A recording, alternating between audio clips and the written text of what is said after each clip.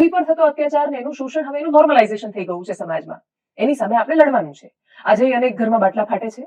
આજે અનેક ઘરમાં સ્ત્રીઓ અગ્નિસ્નાન કરે છે. આજે અનેક સ્ત્રીઓ છે કે કેનાલમાંથી એની લાશ મળે છે. સાસરિયાના ત્રાસથી એકદમ લગ્નની શરૂઆતમાં કેટલી દીકરીઓ છે જે ઘરે પાછી જ નથી આવતી. એ રૂઢિગત માન્યતાઓ છે જેમાં એવું કહેવામાં આવે છે કે દીકરીને ગાય દોરે ત્યાં જાય, દીકરી તો પારકી થાપણ કહેવાય. એ ગઈ, એના પછી એની લાશ ઘરે આવે, પણ એ ઘરે ન આવે. આવી રૂઢિગત માન્યતાઓ છે.